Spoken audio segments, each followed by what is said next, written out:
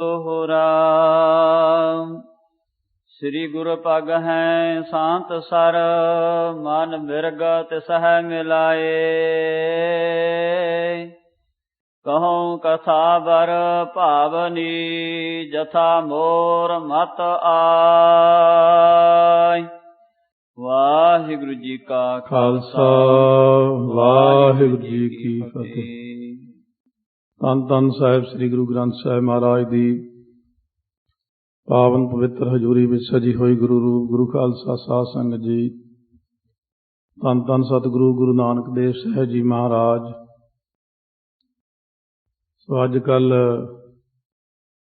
ਕਥਾ ਦੇ ਵਿੱਚ ਸਿੱਧਾਂ ਦੇ ਪਾਸ ਉਹਨਾਂ ਦੇ ਟਿਕਾਣੇ ਤੇ ਪਹੁੰਚੇ ਹੋਏ ਨੇ ਸੁਮੇਰ ਪਰਬਤ, ਔਰ ਜਿੱਥੇ ਭਾਰੀ ਬਰਫ਼ ਭਾਰੀ ਜੰਗਲ ਹਨ, ਜਿੱਥੇ ਕੋਈ ਸਧਾਰਨ ਮਨੁੱਖ ਨਹੀਂ ਸੀ ਜਾ ਸਕਦਾ ਉੱਡੇ ਤੋਂ ਬਿਨਾਂ, ਉੱਥੇ ਸਿੱਧ ਬੈਠੇ ਹਨ। ਸੋ ਗੁਰੂ ਨਾਨਕ ਦੇਵ ਮਹਾਰਾਜ ਸੱਚੇ ਪਾਤਸ਼ਾਹ ਨੂੰ ਰੋਕਣ ਵਾਸਤੇ ਗੋਰਖ ਆਇਆ, ਮਸ਼ਿੰਦਰ ਆਇਆ, ਲੋਹਰੀਪਾ ਆਇਆ। ਇਹਨਾਂ ਨੇ ਸਤਿਗੁਰੂ ਮਹਾਰਾਜ ਜੀ ਨੂੰ ਜਿਹੜੀ ਉਦੋਂ ਪੜ੍ਹਾਈ ਹੁੰਦੀ ਸੀ, ਤਾਂ ਉਹ ਪੜ੍ਹਾਈ ਜਿਹੜੀ ਸੀ ਉਹਦੇ ਵਾਸਤੇ ਤਰ੍ਹਾਂ ਤਰ੍ਹਾਂ ਦੇ ਪ੍ਰਸ਼ਨ ਕੀਤੇ। ਸਰੀਰ ਕਿਹਾ ਜਾ, ਕਿੰਨੀਆਂ ਨਾੜੀਆਂ, ਕਿੰਨੇ ਤੱਤ ਹੁੰਦੇ ਨੇ, ਕਿੰਨੀਆਂ ਆਹ ਗੱਲਾਂ ਹੁੰਦੀਆਂ, ਪ੍ਰਕਿਰਤੀਆਂ ਕਿਹੜੀਆਂ ਹੁੰਦੀਆਂ, ਬਹੁਤ ਕੁਝ ਪੁੱਛਿਆ। ਸੋ ਮਹਾਰਾਜ ਸੱਚੇ ਪਾਤਸ਼ਾਹ ਨੇ ਉਹਨਾਂ ਦਾ ਜਵਾਬ ਜਦੋਂ ਦਿੱਤਾ ਤਾਂ ਨਿਰੁੱਤਰ ਹੋ ਗਏ, ਮਹਾਰਾਜ ਦੇ ਚਰਨੀ ਪੈ ਗਏ। ਔਰ ਸਤਿਗੁਰੂ ਮਹਾਰਾਜ ਸੱਚੇ ਪਾਤਸ਼ਾਹ ਸਿੱਧਾਂ ਵਾਲੇ ਪਾਸੇ ਨੂੰ ਅੱਗੇ ਲਗਾਤਾਰ ਤੁਰੇ ਜਾ ਰਹੇ ਨੇ। ਇੱਧਰੋਂ ਕਥਾ ਸੁਣਦਿਆਂ ਗੁਰੂ ਅੰਗਦ ਦੇਵ ਮਹਾਰਾਜ ਦੀ ਸਮਾਧੀ ਲੱਗ ਗਈ। ਸਤਿਗੁਰੂ ਮਹਾਰਾਜ ਜੀ ਨੇ 7 ਦਿਨ 7 ਰਾਤਾਂ ਤੱਕ ਇੱਕੋ ਚੌਂਕੜੇ ਸਮਾਧੀ ਲਾਈ ਰੱਖੀ, ਕਿਉਂਕਿ ਵੱਡੇ ਸਾਹਿਬਾਂ ਦਾ ਜਸ ਸੁਣ ਕੇ ਸਮਾਧੀ ਲੱਗ ਜਾਂਦੀ। ਗੱਲ ਪ੍ਰੇਮ ਦੀ ਹੈ ਕਿ ਪ੍ਰੇਮ ਕਿੰਨਾ। ਆਨ ਮਤਾਂ ਦੇ ਵਿੱਚ ਹੋਰ ਪਾਸੇ ਗਿਣਤੀਆਂ ਮਿਣਤੀਆਂ ਹਨ। ਇਹਨੇ ਇੰਨੀ ਗਿਣਤੀ ਚਾਹ ਕੀਤਾ, ਇੰਨੀ ਗਿਣਤੀ ਚਾਹ ਕੀਤਾ। ਪਰ ਗੁਰੂ ਘਰ ਵਿੱਚ ਵੱਡੀ ਚੀਜ਼ ਹੈ ਪ੍ਰੇਮ ਨਾਲ ਕਰਨਾ। ਭਾਵਨਾ ਦੇ ਨਾਲ ਜੋ ਕੀਤਾ ਉਹ ਪਰਮੇਸ਼ਰ ਨੂੰ ਪ੍ਰਵਾਨ ਹੁੰਦਾ। ਆਓ ਸਤਿਗੁਰੂ ਮਹਾਰਾਜ ਅੱਗੇ ਜਿਵੇਂ ਪ੍ਰਸੰਗ ਬਖਸ਼ਿਸ਼ ਕਰਨਗੇ, ਸ਼ਰਵਣ ਕਰਦੇ ਹਾਂ। ਰਸਨਾ ਨੂੰ ਕਰੀਏ ਪਵਿੱਤਰ ਪਿਆਰ, ਸਤਿਕਾਰ ਨਾਲ ਗੱਜ ਕੇ ਆਖੋ ਸਤਿਨਾਮ ਸ੍ਰੀ ਵਾਹਿਗੁਰੂ ਸਾਹਿਬ ਜੀ। ਸਤਿਨਾਮ ਸ੍ਰੀ ਵਾਹਿਗੁਰੂ ਸਾਹਿਬ ਜੀ। ਦੋਹਰਾ। ਸ੍ਰੀ ਗੁਰ ਪਗ ਹੈ ਸ਼ਾਂਤ ਸਰ, ਮਨ ਮਿਰਗ ਤਿਸਹ ਮਿਲਾਏ। ਧੰਨ ਧੰਨ ਗੁਰੂ ਨਾਨਕ ਦੇਵ ਸਾਹਿਬ ਸਤਿਗੁਰਾਂ ਦੇ 10 ਸਰੂਪਾਂ ਦੇ ਜੋ ਚਰਨ ਹਨ, ਸ਼ਾਂਤੀ ਦਾ ਸਰੋਵਰ ਹਨ। ਮਹਾਰਾਜ ਜੀ ਫਰਮਾਉਂਦੇ ਨੇ ਕਿ ਸਤਿਗੁਰਾਂ ਦੇ ਜਿਹੜੇ ਚਰਨ ਨੇ, ਚਿੱਤ ਚਰਨ ਨਾਮ ਵਾਹਿਗੁਰੂ ਮੰਤਰ ਹੋਣ। ਕਵੀ ਜੀ ਕਹਿੰਦੇ ਨੇ, ਮੈਂ ਸ਼ਾਂਤੀ ਸਰੋਵਰ ਜੋ ਚਰਨ ਨੇ, ਆਪਣੇ ਪਿਆਸੇ ਮਿਰਗ ਰੂਪੀ ਮਨ ਨੂੰ ਉਹਦੇ ਵਿੱਚ ਪ੍ਰਵੇਸ਼ ਕਰਾ ਕੇ ਸਤਿਗੁਰੂ ਮਹਾਰਾਜ ਸੱਚੇ ਪਾਤਸ਼ਾਹ ਦੀ ਬਖਸ਼ਿਸ਼ ਲੈਂਦਾ ਹਾਂ। ਕਹੂੰ ਕਥਾ ਬਰ ਭਾਵਨੀ, ਜਥਾ ਮੋਰ ਮਤ ਆਏ। ਮੋਰ ਮਤ, ਜਿਹੀ ਜੀ ਮੇਰੀ ਮਤ ਹੈ, ਜਿਹੀ ਜੀ ਮੇਰੀ ਬੁੱਧੀ ਵਿੱਚ ਆਵੇ। ਸੋ ਮੈਂ ਸ੍ਰੇਸ਼ਟ ਤੇ ਪਵਿੱਤਰ ਕਥਾ, ਪਾਵਨੀ ਤੋਂ ਭਾਵ ਪਵਿੱਤਰ ਕਥਾ ਅੱਗੋਂ ਜੋ ਆ ਰਹੀ ਹੈ, 61ਵਾਂ ਪ੍ਰਸੰਗ ਕਹਿ ਰਿਹਾ ਹਾਂ। ਸਵਈਆ 8ਵੇਂ ਬਸਰ ਧਿਆਨ ਸੋਟਾ ਜਬ ਦੇਹ ਵਿਖੈ ਤਬ ਹੀ ਸੁਧ ਆਈ। ਸ੍ਰੀ ਖਡੂਰ ਸਾਹਿਬ ਵਿਖੇ ਗੁਰਦੁਆਰਾ ਤਪਿਆਣਾ ਸਾਹਿਬ, ਜਿਨ੍ਹਾਂ ਨੇ ਖਡੂਰ ਸਾਹਿਬ ਦਰਸ਼ਨ ਕੀਤੇ ਨੇ, ਉਹਨਾਂ ਨੂੰ ਪਤਾ ਹੈ ਕਿ ਮਹਾਰਾਜ ਦਾ ਅਸਥਾਨ ਤਪਿਆਣਾ ਸਾਹਿਬ, ਜਿੱਥੇ ਸਰੋਵਰ ਬਣਿਆ ਹੋਇਆ, ਜਿੱਥੇ ਬਾਹਰਲੇ ਪਾਸੇ ਨਾਲ ਪਰਿਕਰਮਾ 'ਚ ਭਾਈ ਬਾਲਾ ਜੀ ਦੀ ਸਮਾਧ ਬਣੀ ਹੋਈ ਹੈ, ਕਿਉਂਕਿ ਭਾਈ ਬਾਲਾ ਜੀ ਨੇ ਆਪਣਾ ਸਰੀਰ ਗੁਰੂ ਅੰਗਦ ਦੇਵ ਮਹਾਰਾਜ ਦੇ ਹੱਥਾਂ ਵਿੱਚ ਹੀ ਛੱਡਿਆ ਸੀ, ਔਰ ਭਾਈ ਮਰਦਾਨਾ ਜੀ ਨੇ ਆਪਣਾ ਸਰੀਰ ਗੁਰੂ ਨਾਨਕ ਸਾਹਿਬ ਦੇ ਚਰਨਾਂ 'ਤੇ ਸੀਸ ਰੱਖ ਕੇ ਛੱਡਿਆ ਸੀ। ਇਸ ਤਰ੍ਹਾਂ ਉਹਨਾਂ ਦਾ ਨਿਜ ਸਥਾਨ ਜਿਹੜਾ ਹੈ, ਜਿੱਥੇ ਸੰਸਕਾਰ ਕੀਤਾ ਸੀ, ਤਪਿਆਣਾ ਸਾਹਿਬ ਗੁਰੂ ਘਰ ਦੇ ਬਾਹਰਲੇ ਪਾਸੇ ਜਦੋਂ ਮੱਥਾ ਟੇਕਣ ਲਈ ਪੌੜੀਆਂ ਚੜ੍ਹਦੇ ਤਾਂ ਖੱਬੇ ਪਾਸੇ ਖੁੱਲ੍ਹਾ ਥਾਂ ਹੈ ਬਣਿਆ, ਸੋ ਬਹੁਤ ਸੋਹਣਾ ਪੱਥਰ ਲੱਗਿਆ ਹੋਇਆ, ਜਿੱਥੇ ਉੱਥੇ ਸਮਾਧ ਬਣੀ ਹੋਈ ਹੈ। ਇਹ ਸਾਰੀ ਕਥਾ ਉੱਥੇ ਹੀ ਸੰਪੂਰਨ ਹੋਈ ਸੀ ਉਹਨਾਂ ਸਮਿਆਂ ਦੇ ਵਿੱਚ। ਇਸ ਤਰ੍ਹਾਂ 7 ਦਿਨ ਸਮਾਧੀ ਲੱਗੀ ਰਹੀ ਮਹਾਰਾਜ ਦੀ। 8ਵੇਂ ਦਿਨ ਫਿਰ ਸਤਿਗੁਰੂ ਮਹਾਰਾਜ ਦਾ ਜਦੋਂ ਧਿਆਨ ਖੁੱਲ੍ਹਿਆ, ਸਮਾਧੀ ਖੁੱਲ੍ਹੀ, ਦੇਹ ਵਿਖੈ ਤਬ ਹੀ ਸੁਧ ਆਈ। ਫਿਰ ਸਰੀਰ ਦੇ ਵਿੱਚ ਸੋਝੀ ਹੋ ਆਈ, ਭਾਵ ਸਰੀਰ ਕੱਲ੍ਹ ਦੱਸਿਆ ਸੀ ਕਿ ਸਰੀਰ ਛੱਡ ਕੇ ਸਮਾਧੀ ਇਹੋ ਜਿਹੀ ਲੱਗੀ ਕਿ ਸਿੱਧੇ ਸੱਚਖੰਡ ਨੂੰ ਹੀ ਚਲੇ ਗਏ, ਸਰੀਰ ਉੱਥੇ ਸਮਾਧੀ 'ਚ ਲੀਨ ਰਿਹਾ। ਇਸ ਤਰ੍ਹਾਂ 8ਵੇਂ ਦਿਨ ਜਾ ਕੇ ਸਮਾਧੀ ਖੁੱਲੀ ਹੈ। ਲੋਚਨ ਸੁੰਦਰ ਜਉ ਬਿਕਸੇ ਅਰ ਬਿੰਦ ਪਰ ਫੁੱਲਤ ਜਉ ਸਭ ਛਾਈ। ਸੁੰਦਰ ਸੋਹਣੇ ਲੋਚਨ ਤੋਂ ਭਾਵ ਨੇਤਰ ਇਉਂ ਖਿੜੇ ਨੇ ਜਿਵੇਂ ਸੂਰਜ ਦੇ ਚੜ੍ਹਨ ਨਾਲ ਕਮਲ ਦਾ ਫੁੱਲ ਖਿੜ ਜਾਂਦਾ ਹੈ, ਬੜੀ ਸ਼ੋਭਾ ਪਾਉਂਦਾ ਹੈ। ਮਜਨ ਕੁਕਾਰ ਭੋਜਨ ਪਾਏ ਅਸੀਨਾ ਹੈ ਆਸਨ ਪਾਏ ਸੁਖਦਾਈ। ਮਹਾਰਾਜ ਸੱਚੇ ਪਾਤਸ਼ਾਹ ਹੌਲੀ ਹੌਲੀ ਉੱਠੇ, ਸਮਾਧੀ ਤੋਂ ਉਥਾਨ ਹੋਏ ਨੇ। 7 ਦਿਨ ਨਾ ਪਾਣੀ, ਨਾ ਸੌਣਾ, ਨਾ ਪ੍ਰਸ਼ਾਦਾ। ਪਹਿਲਾਂ ਇਸ਼ਨਾਨ ਕੀਤਾ, ਫਿਰ ਹਲਕਾ ਜਿਹਾ ਭੋਜਨ ਖਿਚੜੀ ਛਕਿਆ ਕਰਦੇ ਸੀ ਗੁਰੂ ਅੰਗਦ ਦੇਵ ਮਹਾਰਾਜ, ਔਰ ਅਸੀਨੇ ਹੈ ਆਸਨ ਪੈ। ਫਿਰ ਆਪਣੇ ਸੁੰਦਰ ਆਸਣ ਤੇ ਪਲੰਘ ਤੇ ਆ ਕੇ ਸਜੇ ਨੇ, ਸੁਖਾਂ ਦੇ ਦੇਣ ਵਾਲੇ। ਇਹ ਸਜੈ ਤਨ ਸਾਤ ਤਰਾ ਕੇ ਖਿਮਾਏ ਆਪਣੋ ਵੇਖ ਬਨਾਈ। ਗੁਰੂ ਅੰਗਦ ਦੇਵ ਮਹਾਰਾਜ ਦੀ ਦੇਹੀ ਇਉਂ ਸੋਹਣੀ ਸਜਦੀ ਹੈ, ਮਾਨੋ ਸ਼ਾਂਤੀ ਨਹੀਂ ਸਰੀਰ ਧਾਰਿਆ ਹੋਇਆ ਆਪਣਾ, ਕਿ ਜਾਂ ਬਈ ਖੇਮਾ ਨਹੀਂ ਆਪਣਾ ਰੂਪ ਧਾਰਿਆ, ਇਹ ਆਪਣੋਂ ਵੇਖ ਬਣਾਈ, ਆਪਣਾ ਵੇਖ ਬਣਾਇਆ ਹੋਇਆ। ਖੇਮਾ ਆ ਗਈ ਦੁਨੀਆ ਤੇ। ਗੁਰੂ ਸਾਹਿਬ ਖੇਮਾ ਸਰੂਪ ਨੇ, ਸੁਖ ਸਰੂਪ ਨੇ, ਸ਼ਾਂਤੀ ਸਰੂਪ ਹਨ। ਦੋਹਰਾ ਸਰੋਤਾ ਭਗਤਾ ਜੇ ਹੁਤੇ ਲੀਨੇ ਸਰਬ ਹਕਾਰ। ਸੁਨੇਹਾ ਭੇਜਿਆ ਉਸ ਵਕਤ ਸਰੋਤੇ ਸਾਰੇ ਬੁਲਾਵੇ। ਗੁਰੂ ਅੰਗਦ ਦੇਵ ਮਹਾਰਾਜ ਦੇ ਹੁਕਮ ਅਨੁਸਾਰ ਫਿਰ ਸੰਗਤ ਜੁੜ ਗਈ। ਬਖਤਾ ਜੋ ਕਥਾ ਕਰਨ ਵਾਲਾ ਕੌਣ ਹੈ, ਸੁਣਾਉਣ ਵਾਲਾ ਭਾਈ ਬਾਲਾ ਜੀ, ਬ੍ਰਹਮ ਗਿਆਨ ਦੇ ਵਿੱਚ ਰਤੇ ਹੋਏ ਨੇ, ਬ੍ਰਹਮ ਗਿਆਨੀ ਹਨ ਭਾਈ ਬਾਲਾ ਜੀ। ਉਹਨਾਂ ਨੂੰ ਉਸ ਵਕਤ ਉੱਥੇ ਬੁਲਾਇਆ ਹੈ। ਬੋਲੇ ਸ੍ਰੀ ਅੰਗਦ ਗੁਰੂ ਕਥਾ ਸੁਣ ਧਰ ਪਿਆਰ। ਗੁਰੂ ਅੰਗਦ ਦੇਵ ਮਹਾਰਾਜ ਸੱਚੇ ਪਾਤਸ਼ਾਹ ਬੋਲੇ, ਆਓ ਭਾਈ ਸਾਰੀ ਸੰਗਤ ਪਿਆਰ ਨਾਲ ਬੈਠੋ ਆ ਕੇ। ਕਈ ਵੱਡਿਆਂ ਸਾਹਿਬਾਂ ਦੀ ਜਿਹੜੀ ਕਥਾ ਹੈ, ਬਾਣੀਆਂ, ਕਹਾਣੀਆਂ, ਪੁੱਤ ਸਪੁੱਤ ਕਰੇਨ, ਜਿਵੇਂ ਕਦੇ ਬੈਠ ਕੇ ਆਪਾਂ ਆਪਣੇ ਵੱਡਿਆਂ ਦੀਆਂ ਗੱਲਾਂ ਕਰਦੇ ਹਾਂ ਘਰ ਦੇ ਵਿੱਚ, ਸਾਡੇ ਬਜ਼ੁਰਗ ਇਸ ਤਰ੍ਹਾਂ ਸਨ, ਸਾਡੇ ਬਜ਼ੁਰਗ ਇਸ ਤਰ੍ਹਾਂ ਸਨ। ਇਸੇ ਪ੍ਰਕਾਰ ਗੁਰੂ ਸਾਹਿਬਾਂ ਨੂੰ, ਵੱਡਿਆਂ ਨੂੰ ਯਾਦ ਕਰਨਾ, ਉਹਨਾਂ ਦੀ ਸਿੱਖਿਆ ਸੁਣਨੀ, ਪਿਆਰ ਦੇ ਨਾਲ ਪ੍ਰਸੰਗ ਸਰਵਣ ਕਰਦਿਆਂ, ਜਿਵੇਂ ਹੁਣ ਵੀ ਆਪਾਂ ਆਪਣਾ ਧਿਆਨ ਖਡੂਰ ਸਾਹਿਬ ਲੈ ਕੇ ਚਲੇ ਜਾਂਦੇ, ਫਿਰ ਆਪਣਾ ਧਿਆਨ ਗੁਰੂ ਨਾਨਕ ਦੇਵ ਜੀ ਵਿੱਚ ਚਲਿਆ ਜਾਂਦਾ। ਸੋ ਆਪਾਂ ਧਿਆਨ ਦੇ ਨਾਲ ਹੀ ਸਤਿਗੁਰਾਂ ਦੇ ਦਰਸ਼ਨ ਕਰਦੇ। ਇਹਨੂੰ ਕਹਿੰਦੇ ਸ਼ਰਵਣ ਦਰਸ਼ਨ ਕਰਨਾ।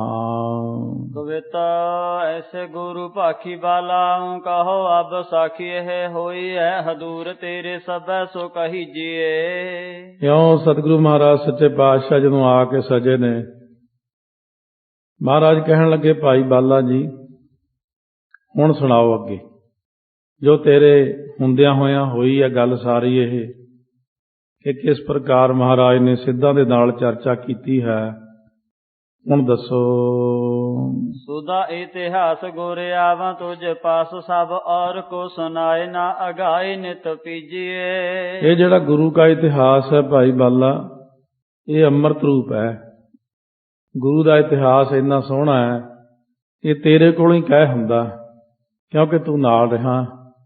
ਔਰ ਕੋ ਸੁਣਾਏ ਨਾ ਅਗਾਏ ਨਿਤ ਪੀਜੀਏ।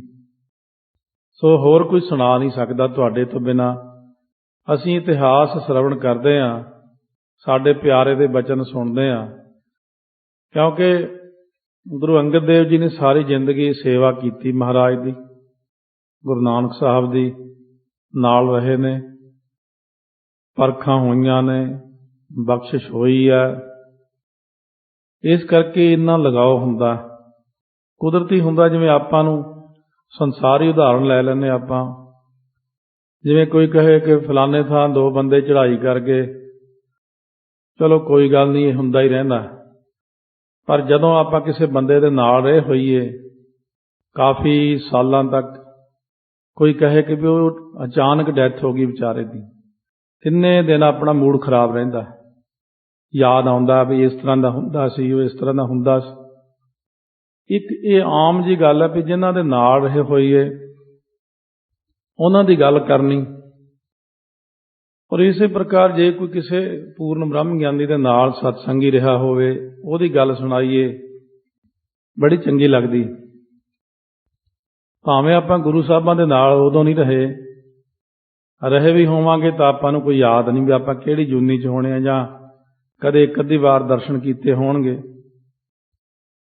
ਪਰ ਗੁਰੂ ਨਾਨਕ ਸਾਹਿਬ ਨਾਲ ਸੰਗਤ ਦਾ ਪਿਆਰ ਹੈ, ਸਾਰੇ ਸਰੂਪਾਂ ਨਾਲ ਸਾਡਾ ਪਿਆਰ ਹੈ।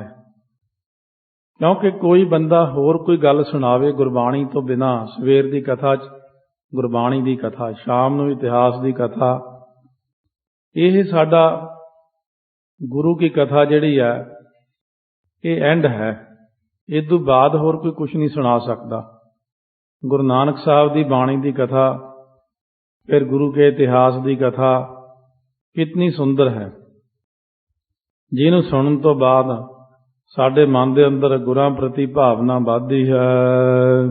ਵਾਲਾ ਕਹੈ ਐਸੇ ਹੋਈ ਮੋਹਿ ਟਿਗ, ਵੈਸੇ ਸਭ ਜੈਸੇ ਵਿਦ ਭਈ, ਤੈਸੇ ਬਾਰਨੋਂ ਸੋ ਨੀਜੀਐ। ਮਹਾਰਾਜ ਜੀ ਜਿਵੇਂ ਜਿਵੇਂ ਹੋਈ, ਮੈਂ ਵੀ ਕੋਲ ਬੈਠਾ ਸੀ, ਫਿਰ ਆਪਸ ਵਿੱਚ ਵਿਚਾਰ ਹੋਈ, ਮੈਂ ਉਸ ਤਰ੍ਹਾਂ ਵਰਣਨ ਕਰਦਾ ਹਾਂ, ਆਪ ਜੀ ਕਿਰਪਾ ਕਰਕੇ ਸੁਣੋ ਜੀ। ਵਾਲਾ ਜਿਉ ਅਲਾਏ ਪੈੜਾ ਲਿਖਤ ਬਨਾਏ, ਗੁਰੂ ਅੰਗਦ ਸੁਨਾਏ ਸੋ ਤੁਮ ਸੁਨ ਲੀਜੀਏ। ਭਾਈ ਬਾਲਾ ਜੀ ਜਿਵੇਂ ਜਿਵੇਂ ਬੋਲਦੇ ਜਾ ਰਹੇ ਨੇ, ਭਾਈ ਪੈੜਾ ਮੁਖਾ ਜੀ ਨਾਲ ਨਾਲ ਲਿਖਦੇ ਜਾ ਰਹੇ ਨੇ ਕਥਾ। ਗੁਰੂ ਅੰਗਦ ਦੇਵ ਜੀ ਅਤੇ ਸਾਰੀ ਸੰਗਤ ਜਿਹੜੀ ਹੈ ਉਹ ਸੁਣ ਰਹੇ ਨੇ ਸਾਰੇ। ਸੋ ਤੁਮ ਸੁਨ ਲੀਜੀਏ।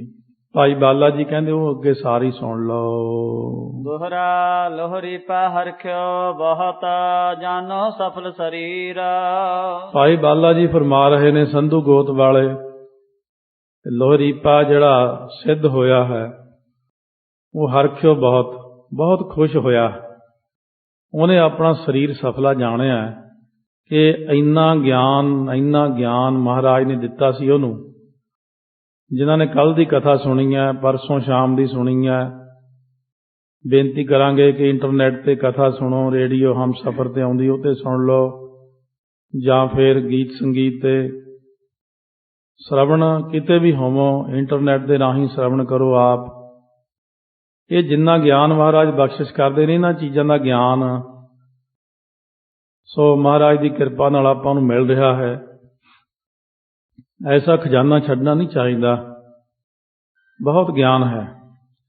ਇੱਕ ਆਪਾਂ ਸਕੂਲਾਂ 'ਚ ਪੜ੍ਹੇ ਇਤਿਹਾਸ, ਬੜੇ ਹੋਰ ਬੜੀਆਂ ਚੀਜ਼ਾਂ ਪੜ੍ਹੀਆਂ ਜਿਨ੍ਹਾਂ ਦਾ ਸਾਡੀ ਜ਼ਿੰਦਗੀ ਨਾਲ, ਸਿੱਖੀ ਨਾਲ ਕੋਈ ਮਤਲਬ ਵੀ ਨਹੀਂ ਹੁੰਦਾ, ਪਰ ਫਿਰ ਵੀ ਅਸੀਂ ਲਿਖਦੇ ਰਹੇ ਹਾਂ ਯਾਦ ਕਰ ਕਰਕੇ ਵੀ ਇਹਦੇ ਪੇਪਰ ਹੋਣੇ ਆ। ਇੱਕ ਉਹ ਇਤਿਹਾਸ ਜਿਹੜਾ ਸਾਡੇ ਨਾਲ ਸੰਬੰਧਿਤ ਹੈ ਗੁਰਾਂ ਦੇ ਨਾਲ, ਗੁਰੂ ਸਾਹਿਬ ਦੀ ਸਿੱਖਿਆ, ਜਿਸ ਦੇ ਵਿੱਚੋਂ ਬਹੁਤ ਸਿੱਖਿਆ ਪ੍ਰਾਪਤ ਹੁੰਦੀ ਹੈ। ਸੋ ਭਗਵਾਕ ਗੋਸ਼ਟ ਕਰੀ, ਬੈਠ ਗੁਰੂ ਕੇ ਤੀਰਾ।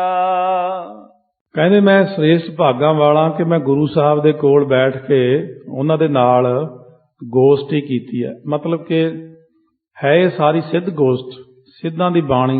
ਗੁਰੂ ਸਾਹਿਬ ਨੇ ਆਰਾਮ ਕਲੀ ਮਹੱਲਾ ਪਹਿਲਾ ਸਿੱਧ ਗੋਸ਼ਟ ਬਾਣੀ ਉਚਾਰਨ ਕੀਤੀ ਹੈ।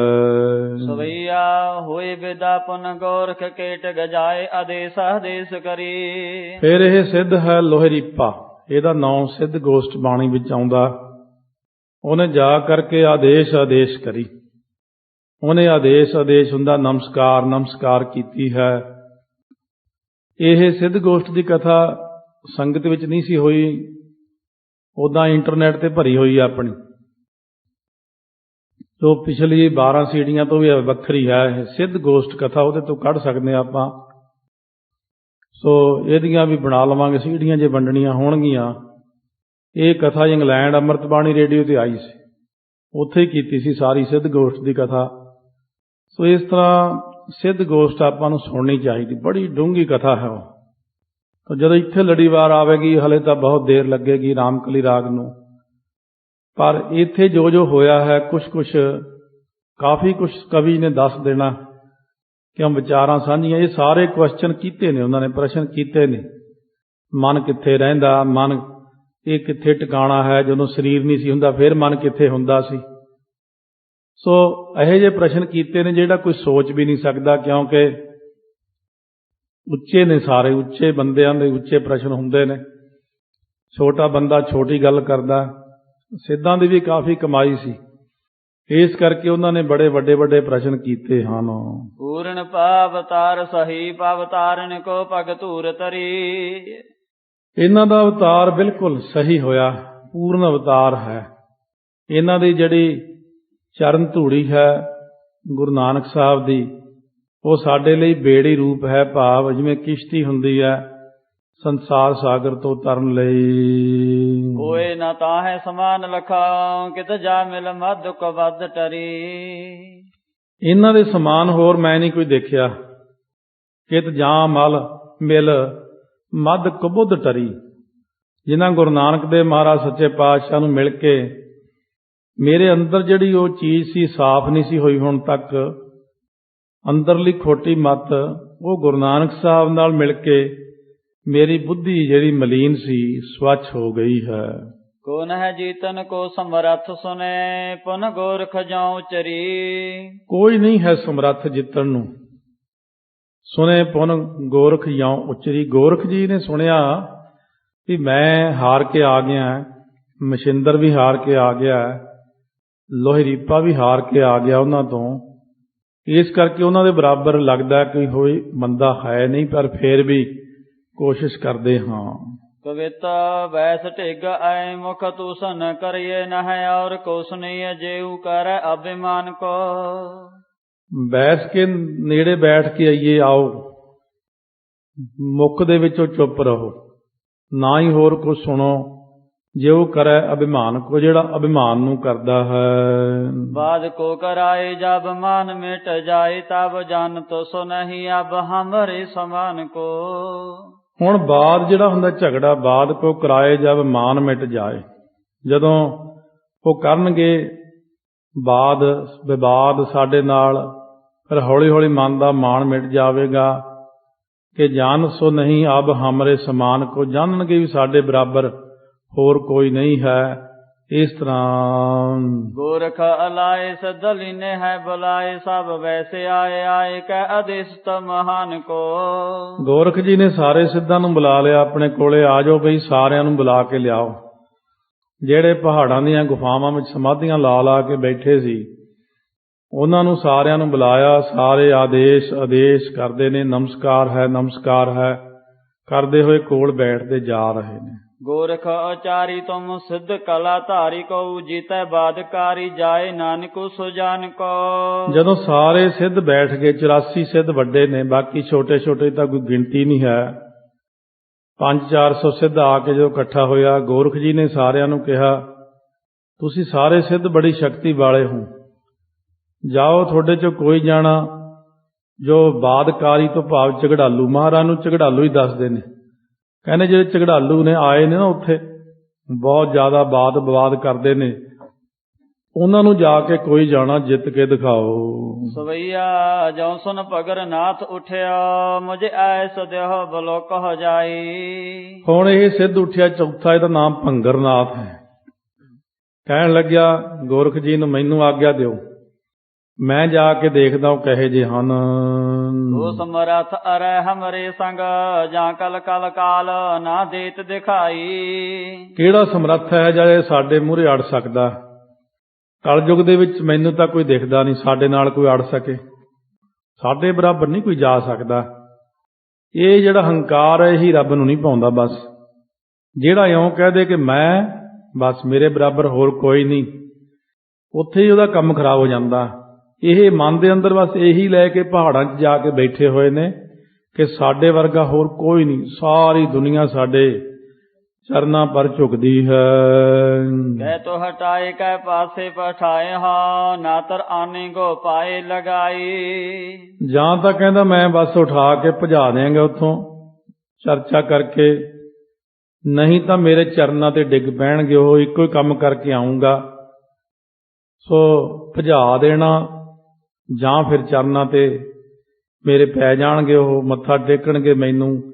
ਇਹ ਦੋ ਹੀ ਕੰਮ ਕਹੇ ਨੇ, ਤੀਜਾ ਨਹੀਂ ਪਤਾ ਇਹਨੂੰ ਕਿ ਮੈਨੂੰ ਹੀ ਚਰਨਾਂ ਤੇ ਪੈਣਾ ਹੈ। ਤਾਰਨ ਤੋਰਨ ਕੀ ਸਕਤੀ ਮਮ ਕੋ ਬਪਰਾ ਨਰ ਧੀਰ ਤਰਾਈ।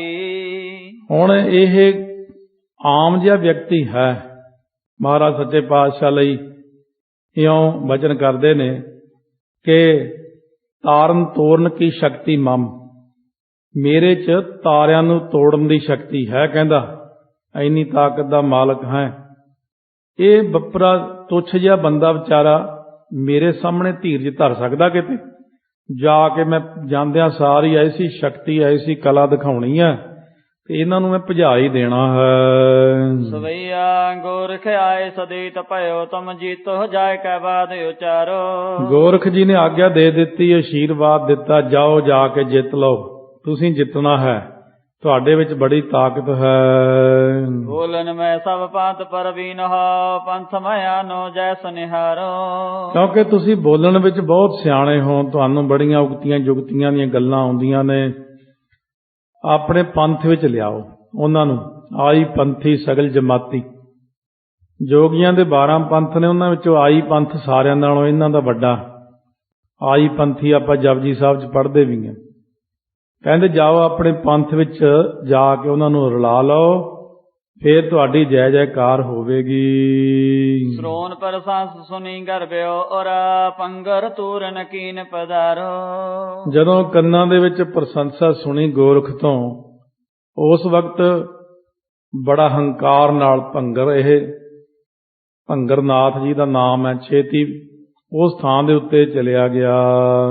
ਮੂਰਖ ਭੇਦ ਨ ਜਾਣਤ ਜਾਉ, ਨਿਗਮਾਗਮ ਕੋ ਇਹ ਰੂਪ ਆਧਾਰੋ। ਕਿਉਂਕਿ ਇਹਨਾਂ ਨੂੰ ਪਤਾ ਹੀ ਨਹੀਂ, ਕਹਿੰਦੇ ਇਹ ਮੂਰਖ ਜਾਣਦਾ ਹੀ ਨਹੀਂ ਕਿ ਗੁਰੂ ਨਾਨਕ ਦੇਵ ਜੀ ਮਹਾਰਾਜ ਸੱਚੇ ਪਾਤਸ਼ਾਹ ਉਹ ਨੇ ਜਿਹੜੇ ਸਾਰੇ ਵੇਦਾਂ ਸ਼ਾਸਤਰਾਂ ਦਾ ਆਸਰਾ ਰੂਪ ਨੇ, ਜਿਨ੍ਹਾਂ ਨੇ ਇਹਨਾਂ ਨੂੰ ਆਸਰਾ ਦਿੱਤਾ। 4 ਮਹਾਵਾਕ ਜੋ ਪਰਮੇਸ਼ਰ ਨੇ ਕਹੇ ਨੇ, ਸੋ ਉਹਨਾਂ ਤੋਂ ਅੱਗੇ 12 ਮਹਾਵਾਕ ਬਣੇ ਨੇ, 12 ਮਹਾਵਾਕਾਂ ਤੋਂ ਵੇਦ ਬਣੇ ਨੇ। ਇਹਨਾਂ ਨੂੰ ਕਿਸੇ ਗੱਲ ਦਾ ਇਹ ਨਹੀਂ ਇਲਮ ਹੈ ਕਿ ਆਪ ਪਰਮੇਸ਼ਰ ਸਾਡਾ ਹੰਕਾਰ ਤੋੜਨ ਆਏ ਨੇ। ਸ੍ਰੀ ਗੁਰੂ ਜੀ ਗਮਨੇ ਇਤ ਆਗੇ ਕੋ ਮੰਦ ਹੀ ਮੰਦ ਸੋ ਚਾਲ ਸੁਹਾਈ। ਧੰਨ ਗੁਰੂ ਨਾਨਕ ਦੇਵ ਸਾਹਿਬ ਮਹਾਰਾਜ ਸੱਚੇ ਪਾਤਸ਼ਾਹ ਅੱਗੇ ਨੂੰ ਜਾ ਰਹੇ ਨੇ, ਹੌਲੀ ਹੌਲੀ, ਮੰਦ ਹੀ ਮੰਦ ਸੋ ਚਾਲ ਸੁਹਾਈ। ਕਈ ਵਾਰ ਆਪਾਂ ਕਥਾ 'ਚ ਕਹਿ ਦਿੰਦੇ ਹਾਂ ਕਿ ਮਹਾਰਾਜ ਬੜੀ ਸੋਹਣੀ ਚਾਲ ਚੱਲਦੇ ਨੇ। ਆਮ ਬੰਦਿਆਂ ਨੇ ਜਿਹਨੇ ਗੁਰਬਾਣੀ ਨਹੀਂ ਪੜ੍ਹੀ ਹੁੰਦੀ, ਉਹਨਾਂ ਨੂੰ ਲੱਗਦਾ ਕਿ ਇਹ ਕਵੀ ਜੀ ਨੇ ਐਵੇਂ ਲਿਖ ਦਿੱਤਾ, ਪਰ ਮਹਾਰਾਜ ਨੇ ਕਿਹਾ ਤੇਰੀ ਚਾਲ ਸੁਹਾਵੇ ਮਧੁਰਾੜੀ ਬਾਣੀ। ਇਹ ਸਤਿਗੁਰੂ ਤੁਹਾਡੀ ਜਿਹੜੀ ਚਾਲ ਹੈ, ਭਗਤਾਂ ਕੀ ਚਾਲ ਨਿਰਾਲੀ, ਮਧੁਰਾੜੀ ਹੁੰਦੀ ਮਿੱਠੀ ਬਾਣੀ। ਤੇ ਇਸ ਤਰ੍ਹਾਂ ਸਾਡੇ ਮਨਾਂ 'ਚ ਕਈ ਵਾਰ ਆ ਜਾਂਦਾ ਕਿ ਆਪਾਂ ਜੋ ਕਥਾ 'ਚ ਬੋਲ ਰਹੇ ਹਾਂ, ਇਹ ਸਾਰਾ ਕੁਝ ਠੀਕ ਲਿਖਿਆ ਹੈ ਕਵੀ ਜੀ ਨੇ, ਗੁਰਬਾਣੀ ਦੇ ਅੰਦਰ ਉਸ ਤਰ੍ਹਾਂ ਦਾ ਆਉਂਦਾ।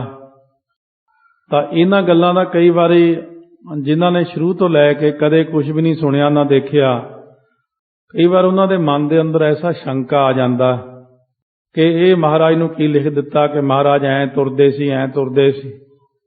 ਸਤਿਗੁਰੂ ਮਹਾਰਾਜ ਸੱਚੇ ਪਾਤਸ਼ਾਹ ਦਾ ਤੁਰਨਾ ਵੀ ਬੜਾ ਵੱਡਾ। ਉਹਨਾਂ ਦਾ ਬੋਲਣਾ ਵੀ ਬਹੁਤ ਵੱਡਾ, ਉਹਨਾਂ ਦਾ ਦੇਖਣਾ ਵੀ ਬਹੁਤ ਵੱਡਾ ਹੈ।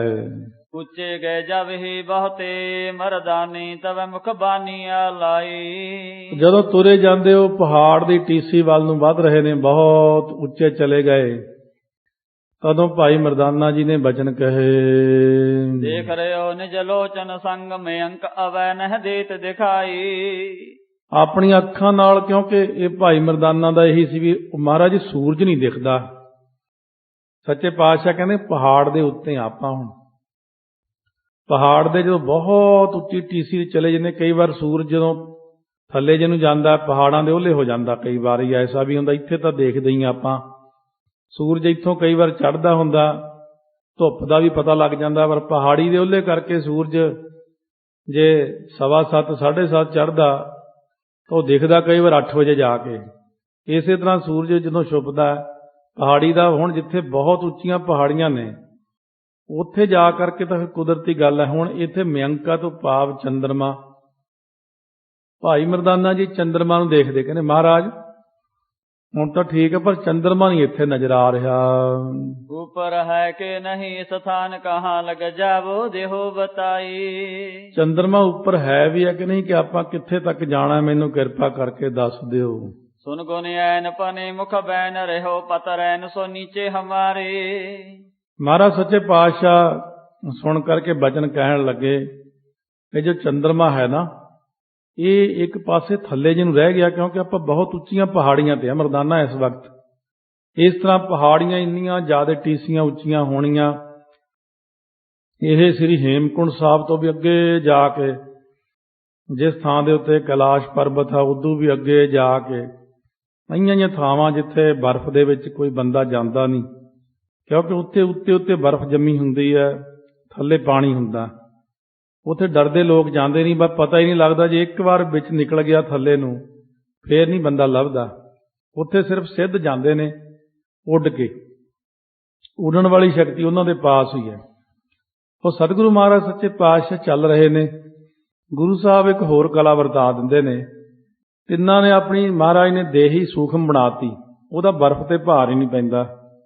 ਇਸ ਤਰ੍ਹਾਂ ਵੀ ਵੱਧ ਜਾਂਦੇ ਨੇ ਅੱਗੇ, ਕਿਉਂਕਿ ਸਭਨਾਂ ਗੱਲਾਂ ਸਮਰੱਥ ਸੁਆਮੀ ਸਤਿਗੁਰੂ ਸਰਬ ਕਲਾ ਸਮਰੱਥ ਨੇ। ਜਦੋਂ ਆਪਾਂ ਕਿਸੇ ਪੈਂਡੇ ਤੇ ਚੱਲਦੇ ਹਾਂ ਆਪਾਂ ਨੂੰ ਪਤਾ ਹੁੰਦਾ, ਪਰ ਆਪਾਂ ਨੇ ਕਦੇ ਭਗਤੀ ਦਾ ਮਾਰਗ ਛੋਹਿਆ ਤੱਕ ਵੀ ਨਹੀਂ, ਦੇਖਿਆ ਹੀ ਨਹੀਂ ਹੈ ਕੈਸਾ ਹੈ। ਇਹ ਤਾਂ ਇੱਕ ਨਿਰਾਲਾ ਜਿਹਾ ਮਾਰਗ ਹੈ, ਜਿੱਥੇ ਦੀਆਂ ਗੱਲਾਂ ਬਾਤਾਂ ਆਮ ਸੰਸਾਰੀ ਜੀਵਾਂ ਨੂੰ ਪਤਾ ਨਹੀਂ ਹੁੰਦੀਆਂ ਕਿ ਉਹ ਕਿੱਥੇ ਤੱਕ ਸਮਰੱਥ ਨੇ। ਮਹਾਰਾਜ ਉੱਥੇ ਤੁਰੇ ਜਾ ਰਹੇ ਨੇ। ਜੁਗ ਸੂਰਜ ਚੰਦ ਪ੍ਰਕਾਸ਼ ਕਜੇ ਜਗ ਨੈਣ ਤਰੇ ਕਰ ਲਿਓ ਨਿਹਾਰੇ। ਦੋਵੇਂ ਹੀ ਮਹਾਰਾਜ ਸੱਚੇ ਪਾਤਸ਼ਾਹ ਕਹਿੰਦੇ, ਜਿਹੜੇ ਯੁੱਗ ਤੋਂ ਭਾਵ ਦੋਵੇਂ ਸੂਰਜ ਤੇ ਚੰਦ ਪ੍ਰਕਾਸ਼ ਕਰਨ ਵਾਲੇ ਜਿਹੜੇ ਦੋਵੇਂ ਨੇ, ਸੋ ਨੈਣ ਤਰੇ ਕਰ ਲਿਓ ਨਿਹਾਰੇ। ਮਹਾਰਾਜ ਕਹਿੰਦੇ ਥੱਲੇ ਨੈਣ ਕਰਕੇ ਦੇਖ, ਉਹ ਛਿਪਦੇ ਵਾਲੇ ਪਾਸੇ ਨੂੰ ਨਜ਼ਰ ਆ ਰਹੇ ਕਿ ਨਹੀਂ। ਇਸ ਤਰ੍ਹਾਂ ਪਹਾੜਾਂ ਦੇ ਵਿੱਚ ਜਿਹੜੇ ਉੱਚੇ ਪਰਬਤ ਨੇ, ਜਿੱਥੇ ਹੇਮਕੁੰਟ ਸਾਹਿਬ ਦੀਆਂ ਪਹਾੜੀਆਂ ਤੋਂ ਫਿਰ ਅੱਗੇ ਜਾ ਕੇ ਜੇ ਕਿਤੇ ਹਿਮਾਲਿਆ ਵੱਲ ਚਲੇ ਜਾਈਏ, ਉੱਥੇ ਤਾਂ ਸਾਰੀ ਦੁਨੀਆ ਹੀ ਥੱਲੇ ਨੂੰ ਲੱਗਦੀ। ਇਸ ਤਰ੍ਹਾਂ ਦੇ ਪਹਾੜਾਂ ਦੇ ਇਲਾਕੇ ਵਿੱਚ ਗਏ ਹਨ। ਪੁਨ ਔਰ ਸਥਾਨ ਜੋ ਬੂਝਤ ਊਪਰ ਹੈ, ਬਹੁ ਰੂਰੇ ਅਨੇਕ ਪ੍ਰਕਾਰੇ। ਫਿਰ ਹੋਰ ਜਿਹੜੇ ਥਾਂ ਪੁੱਛਦੇ ਨੇ ਮਹਾਰਾਜ, ਅੱਗੇ ਹੋਰ ਥਾਂ ਕਿਹੜੇ ਨੇ? ਮਹਾਰਾਜ ਕਹਿੰਦੇ ਅੱਗੇ ਵੀ ਹੋਰ ਬਹੁਤ ਸੁੰਦਰ ਸਥਾਨ ਹਨ। ਜਹ ਮੇਰ ਕੋ ਸੇਖਰਾਉ ਸਿੱਧ ਰਹਿ ਤਹ ਸਕਤੀ ਜਨ ਬੀਚ ਉਦਾਰੇ। ਹੁਣ ਜਿੱਥੇ ਸੁਮੇਰ ਪਰਬਤ ਹੈ, ਉਹਦੀ ਸਿਖਰ ਤੇ ਜਿੱਥੇ ਸਿੱਧ ਰਹਿੰਦੇ ਨੇ, ਉੱਥੇ ਸਿਰਫ ਸ਼ਕਤੀ ਵਾਲਾ ਹੀ ਮਰਦਾਨਾ ਬੰਦਾ ਜਾ ਸਕਦਾ, ਕਿਉਂਕਿ ਕਈਆਂ ਇਹੀਆਂ ਥਾਵਾਂ ਹੁੰਦੀਆਂ ਜਿੱਥੇ ਆਮ ਬੰਦੇ ਦੀ ਪਹੁੰਚ ਨਹੀਂ ਹੁੰਦੀ।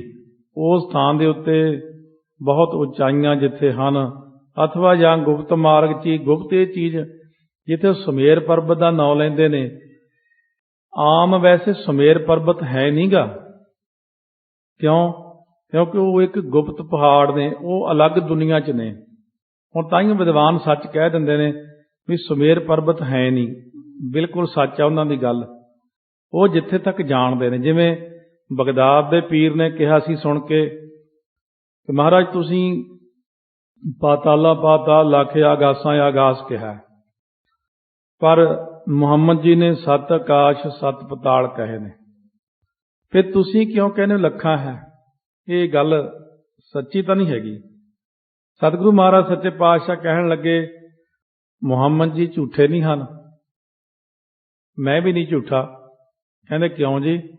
ਕਹਿੰਦੇ ਉਹਨਾਂ ਨੇ 7 ਦੇਖੇ 7 ਕਹੇ, ਮੈਂ ਲੱਖਾਂ ਦੇਖੇ ਲੱਖਾਂ ਕਹੇ, ਇਹ 'ਚ ਕਿਹੜੀ ਰੌਲੇ ਵਾਲੀ ਗੱਲ ਹੈ? ਕਹਿੰਦੇ ਗੱਲ ਤਾਂ ਸਹੀ ਹੈ ਮਹਾਰਾਜ। ਵਿਦਵਾਨਾਂ ਨੇ ਇਸ ਧਰਤੀ ਦੇ ਪਹਾੜਾਂ ਨੂੰ ਦੇਖਿਆ, ਉਹ ਇੰਨਾ ਹੀ ਦੱਸ ਸਕਦੇ ਨੇ। ਵਾਸਤਵ ਦੇ ਵਿੱਚ ਇਹ ਸੁਮੇਰ ਪਰਬਤ ਜਿਹੜਾ ਗੁਪਤ ਰੂਪ ਦੇ ਵਿੱਚ ਵੀ ਹੋ ਸਕਦਾ, ਪ੍ਰਗਟ ਰੂਪ ਵਿੱਚ ਜਿਨ੍ਹਾਂ ਪਹਾੜੀਆਂ 'ਚ ਦੱਸ ਰਹੇ ਨੇ ਕਿ ਜਿੱਥੇ ਪਰ ਆਪਾਂ ਆਮ ਦੁਨਿਆਵੀ ਲੋਕਾਂ ਨੂੰ ਐਸੀ ਚੀਜ਼ ਨਾ ਹੀ ਕਹੀਏ ਤਾਂ ਠੀਕ ਹੀ ਹੈ। ਆਪਾਂ ਉਸੇ ਪਾਸੇ ਦੱਸਦੇ ਹਾਂ ਕਿ ਸੁਮੇਰ ਪਰਬਤ ਤੋਂ ਅੱਗੇ ਜਾ ਕੇ, ਕੈਲਾਸ਼ ਪਰਬਤ ਤੋਂ ਵੀ ਅੱਗੇ ਜਾ ਕੇ, ਜਿੱਥੇ ਸਿਰਫ ਬਰਫ਼ ਹੀ ਬਰਫ਼ ਹੈ, ਜਿੱਥੇ ਫਿਰ ਅੱਗੇ ਕਿਸੇ ਦਾ ਘਰ ਵੀ ਨਹੀਂ ਹੈ। ਕਿਉਂ ਇੰਨੀ ਬਰਫ਼ ਦੇ ਵਿੱਚ ਜਾ ਕੇ ਘਰ ਬਣਾਉਣਾ ਰਹਿਣਾ? ਉੱਥੇ ਜਾ ਕੇ ਸਿੱਧ ਪਹਾੜਾਂ ਦੀਆਂ ਗੁਫਾਵਾਂ ਦੇ ਵਿੱਚ ਬੈਠਦੇ ਸਨ। ਕਾ ਕਬ ਸੁਣਤੇ ਆਦਰਸੀ ਸਵਰਾ ਤਾਂ ਦਰਸੋ ਸੁਨੀਏ ਮਰਦਾਨਾ। ਮਹਾਰਾਜ ਕਹਿਣ ਲੱਗੇ, ਭਾਈ ਮਰਦਾਨਾ, ਕਾਕ ਪਸੁੰਡ ਇੱਕ ਰਿਸ਼ੀ ਹੈ, ਆਦ ਰਖੀਸਰ ਤਾਂ ਦਰਸੋਂ, ਉਹਨਾਂ ਨੂੰ ਜਾ ਕਰਕੇ ਨੇ ਆਪਾਂ ਦੇਖਣਾ, ਚੱਲ ਤੈਨੂੰ ਦਿਖਾਈਏ। ਸੁਣ ਭਾਈ ਮਰਦਾਨਾ, ਤੈਨੂੰ ਅੱਗੇ ਅੱਗੇ ਸਾਰਾ ਕੁਝ ਦਿਖਾਉਂਦੇ ਹਾਂ। ਧਰੂ ਪ੍ਰਹਿਲਾਦ ਬੜੇ ਜਨ ਦਤ ਸੋ ਊਰਦ ਸੋਹਤ ਸੁੰਦਰ ਥਾਨਾ। ਧਰੂ ਪ੍ਰਹਿਲਾਦ ਜਿਹੜੇ ਨੇ ਵੱਡੇ ਭਗਤ ਰੱਬ ਦੇ ਪਿਆਰੇ, ਸੋ ਦੱਤਾਤਰੇय ਆਦਿਕ ਊਰਦ ਸੋਹਤ ਸੁੰਦਰ ਥਾਨਾ, ਉਹ ਜਿਹੜੇ ਉੱਪਰ ਤੋਂ ਉੱਪਰ ਚਲੇ ਜਾਂਦੇ ਨੇ, ਉੱਪਰਲੇ ਸਥਾਨਾਂ ਤੇ ਨੇ। ਸੋ ਭਾਵ ਪਹਿਲੇ ਅਸੀਂ ਸਿੱਧਾਂ ਦਾ ਮਾਨ ਮਿਟਾ ਲਈਏ, ਫਿਰ ਹੌਲੀ ਹੌਲੀ ਧਰੂ ਪ੍ਰਹਿਲਾਦ ਦੇ ਕੋਲ ਵੀ ਚੱਲਾਂਗੇ। ਕਹਿੰਦੇ ਉਹ ਧਰੂ ਪ੍ਰਹਿਲਾਦ ਹੈ ਨਹੀਂ ਗੇ, ਹੁਣ ਐ ਨਹੀਂ ਗੇ, ਰੱਬ ਹੈ, ਰੱਬ ਨੇ ਨਹੀਂ ਬਣਾਏ ਤਾਰੇ, ਤੇ ਰੱਬ ਉੱਥੇ ਪਹੁੰਚ ਨਹੀਂ ਸਕਦਾ? ਰੱਬ ਜਿੱਥੇ ਮਰਜ਼ੀ ਜਾ ਸਕਦਾ, ਪਰਮਾਤਮਾ ਨੇ ਬਣਾਇਆ ਸਾਰਾ ਕੁਝ। ਜਦੋਂ ਆਪਾਂ ਕਿੰਤੂ ਕਰਦੇ ਹਾਂ, ਉਦੋਂ ਆਪਾਂ ਸੋਚਦੇ ਨਹੀਂ ਵੀ ਮੈਂ ਕਿਹਨੂੰ ਕਹਿ ਰਿਹਾ। ਆਮ ਬੰਦੇ ਨੂੰ ਆਪਾਂ ਕਹੀਏ ਵੱਖਰੀ ਗੱਲ ਹੈ, ਪਰ ਗੁਰੂ ਸਾਹਿਬਾਂ ਬਾਰੇ ਕਦੇ ਕੋਈ ਕਿੰਤੂ ਨਾ ਉਠਾਇਆ ਕਰੋ, ਕਿਉਂਕਿ ਸਤਿਗੁਰੂ ਤਾਂ ਉਹ ਵਚਨ ਕਰ ਦਿੰਦੇ ਜਿਹੜੇ ਨਾ ਹੀ ਹੋਣ। ਪਰਮਾਤਮਾ ਜੋ ਮਰਜ਼ੀ ਕਰ ਸਕਦੇ ਨੇ। ਜੋ ਗੁਰੂ ਸਾਹਿਬ ਨੇ ਕੀਤਾ ਸੋ ਸੱਤ ਹੀ ਸੱਤ ਹੈ। ਬਸ 7 ਬਚਨ ਕਹਿ ਕੇ ਹੀ ਸਰਦਾ। ਜੇ ਆਪਾਂ 7 ਬਚਨ ਨਹੀਂ ਕਹਿੰਦੇ, ਜਿਵੇਂ ਅੱਜ ਕੱਲ੍ਹ ਬਹੁਤ ਸਾਰੇ ਕੋਈ ਗੱਲਬਾਤ ਹੁੰਦੀ, ਲੋਕੀ ਕਹਿੰਦੇ ਅਸੀਂ ਆਹ ਪ੍ਰਸ਼ਨ ਕਰਨਾ ਜਾਂ ਕੋਈ ਆਹ ਗੱਲ ਕਰਨੀ ਆ। ਪ੍ਰਸ਼ਨ ਉੱਥੇ ਉੱਠਦਾ ਜਿੱਥੇ ਸ਼ੰਕਾ ਹੁੰਦੀ ਹੈ। ਵੈਸੇ ਤਾਂ ਸਾਰੀਆਂ ਚੀਜ਼ਾਂ ਗੁਰਬਾਣੀ, ਗੁਰੂ ਗ੍ਰੰਥ ਸਾਹਿਬ ਦੇ ਅੱਗੇ 7 ਬਚਨ ਹੀ ਠੀਕ ਰਹਿੰਦਾ। ਮਹਾਰਾਜ 7 ਹੈ ਜੀ ਬਸ। ਸੋ ਗੁਰੂ ਨਾਨਕ ਦੇਵ ਜੀ ਨੇ ਜੋ ਕੀਤਾ ਹੈ, ਜਿੱਥੇ ਗਏ ਨੇ ਜੋ ਕਿਹਾ ਹੈ, ਜੋ ਕੀਤਾ, ਸਭ 7 ਹੀ 7 ਹੈ। ਕਿਉਂਕਿ ਮਹਾਰਾਜ ਨੇ ਜਦੋਂ ਕਿਹਾ ਕਿ ਸਭਨਾਂ ਗੱਲਾਂ ਸਮਰੱਥ ਸੁਆਮੀ, ਸਾਰਿਆਂ ਕੰਮਾਂ ਲਈ ਗੁਰੂ ਨਾਨਕ ਸਾਹਿਬ ਜੀ ਸਮਰੱਥ ਹਨ। ਮੰਦ ਹੈ ਮੰਦ ਚਲੈ ਤਹਿ ਕੋ, ਮਨ ਸਿੱਧਨ ਕੇ ਬਹੁਤਾ ਬਿਮਾਨਾ। ਹੌਲੀ ਹੌਲੀ ਮਹਾਰਾਜ ਸੱਚੇ ਪਾਤਸ਼ਾਹ ਜੀ ਅੱਗੇ ਨੂੰ ਵੱਧ ਰਹੇ ਨੇ, ਕਿਉਂਕਿ ਸਿੱਧਾਂ ਦੇ ਮਨ ਦੇ ਅੰਦਰ ਬਹੁਤ ਅਭਿਮਾਨ ਹੈ, ਹੰਕਾਰ ਹੈ। ਦੇਹ ਮਿਟਾਏ ਭਲੇ ਮਗ ਪਾਏ, ਬਖਾਨਤ ਤਾਸਨ ਜੋਗਤ ਦਾਨਾ। ਦੇਹ ਮਿਟਾਏ ਭਲੇ ਮਗ ਪਾਏ, ਉਹਨਾਂ ਨੂੰ ਮਿਟਾ ਕਰਕੇ ਮਨ ਦੇ ਮਾਣ ਨੂੰ ਫਿਰ ਚੰਗੇ ਰਸਤੇ ਤੇ ਚਲਾ ਦੇਣਗੇ। ਕਿਉਂ ਕਲਿਆਣ ਦੇਣ ਵਾਲੇ ਸਤਿਗੁਰੂ ਕਹਿੰਦੇ ਨੇ, ਭਾਈ ਆਪਾਂ ਨੇ ਸਿੱਧਾਂ ਤੋਂ ਕੀ ਲੈਣਾ, ਇਹ ਕੰਮ ਤਾਂ ਆਪਣਾ ਕਰੀ ਜਾਣ। ਪਰ ਇਹਨਾਂ ਨੂੰ ਇਹ ਨਹੀਂ ਪਤਾ ਕਿ ਅਸੀਂ ਹੰਕਾਰ ਕਰ ਰਹੇ ਹਾਂ, ਅਸੀਂ ਇਹਨਾਂ ਦਾ ਹੰਕਾਰ ਹੀ ਮਿਟਣਾ ਹੈ। ਕਵਿਤਾ ਭੰਗਰ ਸੁਆਏ ਮੁਖ ਬਚਨ ਅਲਾਏ, ਮਾਈ ਮੂਢੇ ਕਹਾਂ ਜਾਏ ਤੋਹੀ ਗਮ ਤਾ ਨ ਜਾਣ ਕੋ। ਭੰਗਰਨਾਥ ਆ ਗਿਆ ਹੁਣ ਮਹਾਰਾਜ ਸੱਚੇ ਪਾਤਸ਼ਾਹ ਦੇ ਕੋਲੇ। ਮੁੱਖੋਂ ਥੋੜਾ ਜਿਹਾ ਗਲਤ ਜਿਹਾ ਬਚਨ ਬੋਲਿਆ ਆ ਕੇ ਮਹਾਰਾਜ ਨੂੰ, ਕਿਉਂਕਿ ਪਿਛਲੀ ਮੰਡਲੀ ਨੇ ਬੜਾ ਚੁੱਕ ਚੁਕਾ ਕੇ ਭੇਜਿਆ ਸੀ, ਤੇਰੇ ਵਰਗਾ ਕੋਈ ਸਿਆਣਾ ਨਹੀਂ, ਤੂੰ ਬੜਾ ਚਤਰਵਾਕ ਬੋਲਦਾ, ਤੂੰ ਆਹ ਤੇਰੀ ਸ਼ਕਤੀ ਹੈ। ਸੋ ਇਸ ਪ੍ਰਕਾਰ ਆ ਕਰਕੇ ਟੇਢਾ ਜਿਹਾ ਬਚਨ ਬੋਲ ਕੇ ਕਹਿਣ ਲੱਗਿਆ, ਕਿੱਧਰ ਜਾ ਰਹੇ ਹੋ ਬਈ? ਜਿੱਥੇ ਜਾ ਰਹੇ ਹੋ ਉੱਥੇ ਤੁਹਾਡੀ ਜਾਣ ਦੀ ਸ਼ਕਤੀ ਨਹੀਂ ਹੈ, ਐਵੇਂ ਹੀ ਨਾ ਅੱਗੇ ਨੂੰ ਜਾਓ ਇੱਥੋਂ। ਆਗੇ ਦੁਖ ਪਾਏ ਜਹ ਪ੍ਰਾਨ ਕੋ ਗਵਾਏ, ਕੋ ਸਕੈ ਨਾ ਬਚਾਏ ਹੱਠ ਕੀਜੈ ਨਹਿ ਮਾਨ ਕੋ। ਕਹਿੰਦੇ ਅੱਗੇ ਨਾ ਜਾਓ, ਅੱਗੇ ਜਾ ਕੇ ਦੁੱਖ ਪਾਓਗੇ, ਪ੍ਰਾਣਾਂ ਨੂੰ ਐਵੇਂ ਖਾਮ ਖਾਂ ਗਵਾ ਲਓਗੇ। ਅੱਗੇ ਤੁਹਾਨੂੰ ਕਿਸੇ ਨੇ ਬਚਾਉਣਾ ਨਹੀਂ ਹੈ। ਔਰ ਅੱਗੇ ਜਾਣ ਦਾ ਹੱਠ ਨਾ ਕਰੋ ਮਨ ਦੇ ਅੰਦਰ, ਕਿਉਂਕਿ ਅੱਗੇ ਕੋਈ ਤੁਹਾਡੀ ਰੱਖਿਆ ਕਰਨ ਵਾਲਾ ਨਹੀਂ ਹੈ। ਉੱਥੇ ਪਹਾੜਾਂ ਵਿੱਚ ਰਹਿਣਾ ਬਹੁਤ ਜ਼ਿਆਦਾ ਔਖਾ ਹੈ। ਉੱਥੇ ਸਾਡੇ ਵਰਗੇ ਸਿੱਧ ਰਹਿ ਸਕਦੇ ਨੇ, ਇੱਕ ਚੀਜ਼ ਤਾਂ ਇੱਕ ਉੱਥੇ ਚੜ੍ਹਨਾ ਬਹੁਤ ਔਖਾ ਹੁੰਦਾ, ਦੂਜਾ ਪਹਾੜ ਦੀ ਉਚਾਈ ਤੇ ਆਕਸੀਜਨ ਦੀ ਬੜੀ ਕਮੀ ਹੋ ਜਾਂਦੀ ਹੈ। ਇਹ ਸ਼ਕਤੀ ਨਾਲ ਤਾਂ ਉੱਥੇ ਰਹਿ ਸਕਦੇ ਨੇ। ਸ੍ਰੀ ਹੇਮਕੁੰਟ ਸਾਹਿਬ ਜਦੋਂ ਅਖੀਰਲੀ ਚੜ੍ਹਾਈ ਚੜ੍ਹਦੇ ਆ, ਬਹੁਤ ਔਖਾ ਸਾਹ ਹੁੰਦਾ ਉੱਥੇ ਜਾ ਕੇ। ਤੇ ਉਦੋਂ ਜਿਉਂ-ਜਿਉਂ ਆਪਾਂ ਉੱਚੇ ਜਾਂਦੇ ਆ, ਜਿੱਥੇ ਬਰਫ਼ ਜੰਮਦੀ ਆ, ਉੱਥੇ ਆਕਸੀਜਨ ਦੀ ਕਮੀ ਹੁੰਦੀ ਤੁਰੀ ਜਾਂਦੀ। ਖਾਸ ਕਰ ਜਦੋਂ ਇਹ ਤਾਂ ਹੈ ਹੀ 15,210 ਫੁੱਟ, ਜਦੋਂ ਹਿਮਾਲਿਆ ਪਰਬਤ ਵਾਲੇ ਪਾਸੇ ਨੂੰ ਜਾਂਦੇ ਆ 29,000 ਫੁੱਟ। ਫਿਰ ਇਸ ਪ੍ਰਕਾਰ ਇੰਨੀ ਉਚਾਈ ਜਿਹੜੀ ਉੱਥੇ ਤੱਕ ਜਾਣਾ ਬਹੁਤ ਔਖਾ ਹੈ। ਇਸ ਤਰ੍ਹਾਂ ਕਹਿੰਦੇ ਕਿ ਅੱਗੇ ਜਾਣਾ ਬਹੁਤ ਔਖਾ, ਕੋਈ ਬਚਾ ਨਹੀਂ ਸਕਦਾ ਅੱਗੇ। ਆਗਾ ਚੱਲ ਵੇਗੀ ਕੀ ਚਾਹੇ ਗੋਰਖ ਕੋ ਗੁਰੂ ਕਰੋ ਸੇਵਕ ਹੈ, ਜਾ ਕੇ ਬਹੁ ਦੇਤ ਮਨ ਗਿਆਨ ਕੋ। ਹਾਂ, ਜੇ ਤੈਨੂੰ ਅੱਗੇ ਜਾਣ ਦੀ ਚਾਹਨਾ ਹੈ ਤੇ ਫਿਰ ਗੋਰਖ ਨੂੰ ਪਹਿਲਾਂ ਗੁਰੂ ਬਣਾ, ਗੁਰੂ ਮੰਨ ਲੈ ਆਪਣਾ, ਜਿਹਦੇ ਬਹੁਤ ਸੇਵਕ ਨੇ। ਫਿਰ ਤੈਨੂੰ ਉਹ ਮਨ ਨੂੰ ਤੇਰੇ ਨੂੰ ਗਿਆਨ ਦੇਣਗੇ, ਤੂੰ ਉਹਨਾਂ ਦਾ ਚੇਲਾ ਬਣ ਜਾ, ਫਿਰ ਤੂੰ ਅੱਗੇ ਜਾ ਸਕਦਾ ਹੈ। ਬਾਸੇ ਹਟ ਜਾਏ ਨਾ ਤੋ ਗੁਰੂ ਕਰ ਲੈ, ਅਬ ਦੋਵੇਂ ਏਕਾ ਕਜਾ ਜੇ ਤੂੰ ਚਾਹੇ ਨਿਜ ਪ੍ਰਾਨ ਕੋ। ਕਹਿੰਦੇ ਜਾਂ ਤਾਂ ਤੂੰ ਹੁਣ ਪਿੱਛੇ ਹਟ ਜਾਓ, ਪਿੱਛੇ ਚਲੇ ਜਾਓ, ਮੁੜ ਜਾਓ ਵਾਪਸ, ਨਾ ਤਾਂ ਗੁਰੂ ਕਰ ਲਈਏ ਅਬ, ਨਹੀਂ ਤਾਂ ਉਹਨੂੰ ਗੁਰੂ ਪਹਿਲਾਂ ਮੰਨ ਲਓ, ਫਿਰ ਮੈਂ ਤੁਹਾਨੂੰ ਆਪ ਲੈ ਕੇ ਜਾਊਂਗਾ ਉੱਥੇ। ਤੋ ਇਹ ਦੋਨਾਂ ਗੱਲਾਂ ਵਿੱਚ ਇੱਕ ਗੱਲ ਕਰ ਲਓ, ਜੇ ਤੁਸੀਂ ਆਪਣੇ ਪ੍ਰਾਣਾਂ ਨੂੰ ਬਚਾਉਣਾ ਚਾਹੁੰਦੇ ਹੋ। ਮਨਸਾ ਹੈ ਮਾਈ ਦਾ ਕੋ ਮੁੰਡ ਹੈ ਮੁੰਡਾਈ, ਪੁੰਨ ਮਾਈ ਹੂੰ ਕੀ ਮਾਈ ਸੰਗਤ ਜਾ ਨਾ ਸੰਭਾਰਿਆ। ਕਿਉਂਕਿ ਗੁਰੂ ਜੀ ਮਹਾਰਾਜ ਸੱਚੇ ਪਾਤਸ਼ਾਹ ਕਹਿੰਦੇ ਨੇ, ਮਨਸਾ ਤੋਂ ਭਾਵ ਕਾਮਨਾ ਹੈ ਮਾਈ, ਕਾਮਨਾ ਹੀ ਮਾਈ ਹੈ, ਤਾਂ ਕੋ ਮੂੰਡ ਹੈ ਮੁੰਡਾਈ। ਸਿਰ ਮੁੰਨਿਆ ਭਾਵ ਨਾਸ਼ ਕੀਤਾ ਹੈ ਅਸੀਂ ਉਹਦਾ, ਮਾਇਆ ਦਾ। ਕਿਉਂਕਿ ਜਿਹੜਾ ਇਹਨੇ ਪਿੱਛੇ ਗਲਤ ਅੱਖਰ ਬੋਲਿਆ ਸੀ, ਉਦੋਂ ਮੈਂ ਉਹ ਬੋਲਿਆ ਨਹੀਂ ਸੀ, ਹੁਣ ਮੈਂ ਦੱਸਦਾ ਕੀ ਕਾਰਨ ਹੈ। ਇਹ ਆ ਕੇ ਮਹਾਰਾਜ ਨੂੰ ਕਹਿਣ ਲੱਗੇ, ਮਾਈ ਮੁੰਡੇ ਕਹਾਂ ਜਾਏ। ਇਹ ਸਿੱਧਾਂ ਵੱਲੋਂ ਇੱਕ, ਜਿਵੇਂ ਆਪਾਂ ਕਿਸੇ ਨੂੰ ਐਵੇਂ ਇੱਕ ਛੋਟੀ ਜਿਹੀ ਗਾਲ ਜੀ ਕੱਢਦੇ ਆ ਜਾਂ ਟੇਢਾ ਜਿਹਾ ਬੋਲਣਾ, ਮਾਈ ਮੁੰਡਾ ਕਹਿੰਦੇ ਸੀ ਪਹਿਲਾਂ। ਕਬੀਰ ਮਾਏ ਮੁੰਡੋਂ ਤੇ ਗੁਰੂ ਕੀ ਜਾਤ ਤੇ ਭਰਮ ਨਾ ਜਾਏ, ਕਬੀਰ ਜੀ ਨੇ ਕਿਹਾ ਹੈ ਬਾਣੀ 'ਚ। ਮਾਏ ਮੁੰਡੋ ਕਿਉਂ? ਕਿਉਂਕਿ ਆਮ ਤੌਰ ਤੇ ਜਦੋਂ ਪਤੀ ਚੜ੍ਹਾਈ ਕਰ ਜਾਂਦਾ ਸੀ ਬਿਹਾਰ ਦੇ ਵਿੱਚ, ਉਹ ਇਸਤਰੀ ਦੇ ਵਾਲ ਮੁੰਨ ਦਿੰਦੇ ਸਾਰੇ ਇੱਕ ਵਾਰ, ਜਾਂ ਕਿਸੇ ਇਲਾਕੇ ਵਿੱਚ ਮਾਏ ਮੁੰਡੋਂ ਜਿਹੜਾ ਗੁਰੂ ਫੇਲ ਹੋ ਜਾਂਦਾ ਸੀ, ਆਪਣੇ ਸੇਵਕ ਨੂੰ ਨਹੀਂ ਸੀ ਪਾਰ ਉਤਾਰ ਸਕਦਾ। ਸਿਰ ਮੁੰਨਣ ਦਾ ਮਤਲਬ ਹੁੰਦਾ ਸਿਰ ਕੱਟਣ ਦੇ ਬਰਾਬਰ ਮੰਨਿਆ ਜਾਂਦਾ ਸੀ, ਇਹ ਸਜ਼ਾ ਹੁੰਦੀ ਸੀ। ਇਸ ਕਰਕੇ ਮਾਈ ਮੁੰਡੇ ਕਹਾਂ ਜਾਏ ਤੋਏ ਗਮਤਾ ਨਾ ਜਾਣਕ। ਮਹਾਰਾਜ ਸੱਚੇ ਪਾਤਸ਼ਾਹ ਹੁਣ ਇਹਦਾ ਜਵਾਬ ਦਿੰਦੇ ਨੇ ਇੱਥੇ, ਕਹਿੰਦੇ ਸਤਿਗੁਰੂ ਕਹਿੰਦੇ ਨੇ, ਮਨਸਾ ਹੈ ਮਾਈ ਤਾਂ ਕੋ ਮੂੰਡ ਹੈ ਮੁੰਡਾਈ, ਪੁੰਨ ਮਾਈ ਹੂੰ ਕੀ ਮਾਈ ਸੰਗ ਤਾਜਾ ਨਾ ਸੰਭਾਰੀਆ। ਮਹਾਰਾਜ ਕਹਿੰਦੇ ਮੈਂ ਸਿਰ ਮੁੰਨਿਆ ਕਿਹਦਾ, ਨਾਸ ਕੀਤਾ ਹੈ। ਉਹ ਜਿਹੜੀ ਤੂੰ ਕਹਿੰਦਾ ਨਾ ਮਾਈ, ਮਨਸਾ ਜਿਹੜੀ ਮਨ ਦੇ ਅੰਦਰ ਕਾਮਨਾ ਹੈ, ਮੈਂ ਕਾਮਨਾ ਰੂਪੀ ਮਾਈ ਦਾ ਸਿਰ ਹੀ ਮੁੰਨ ਦਿੱਤਾ। ਮੈਂ ਆਪਣੇ ਮਨ ਦੀਆਂ ਕਾਮਨਾਵਾਂ ਮਨ ਦੇ ਅੰਦਰੋਂ ਹਟਾ ਹੀ ਦਿੱਤੀਆਂ ਨੇ। ਸੋ ਤਾਂ ਕੋ ਹੈ ਮੂੰਡ ਮੁੰਡਾਈ, ਪੁੰਨ ਮਾਈ ਹੂੰ ਕੀ ਮਾਈ। ਫਿਰ ਜਿਹੜੀ ਮਾਈ ਦੀ ਮਾਈ ਹੈ, ਕਾਮਨਾ ਦੀ ਮਾਂ ਕੌਣ ਹੈ? ਤ੍ਰਿਸ਼ਨਾ ਜਾਂ ਮਾਇਆ। ਕਹਿੰਦਾ ਮਾਇਆ ਦਾ ਵੀ ਜਿਹੜਾ ਹੈ ਨਾ ਸਿਰ, ਉਹ ਵੀ ਮੁੰਨਤਾ ਸੀ। ਔਰ ਪੁੰਨ ਮਾਈ ਹੂੰ ਕੀ ਮਾਈ ਸੰਗ ਤਜਾ, ਮਾਇਆ ਦਾ ਵੀ ਸੰਗ ਛੱਡ ਦਿੱਤਾ ਹੈ। ਨਾ ਸੰਭਾਰੀਆ, ਅਸੀਂ ਸੰਭਾਲ ਕੇ ਨਹੀਂ ਰੱਖਦੇ ਮਾਇਆ ਨੂੰ। ਇਸ ਤਰੀਕੇ ਨਾਲ ਮਹਾਰਾਜ ਸੱਚੇ ਪਾਤਸ਼ਾਹ ਉਹਦਾ ਬੜਾ ਡੂੰਘਾ ਜਵਾਬ ਦੇ ਕੇ ਉਹਨੂੰ ਸੰਭਾਲ ਰਹੇ ਨੇ, ਦੱਸ ਰਹੇ ਨੇ ਕਿ ਕਿਸ ਪ੍ਰਕਾਰ ਅਸੀਂ ਕਰ ਰਹੇ ਹਾਂ।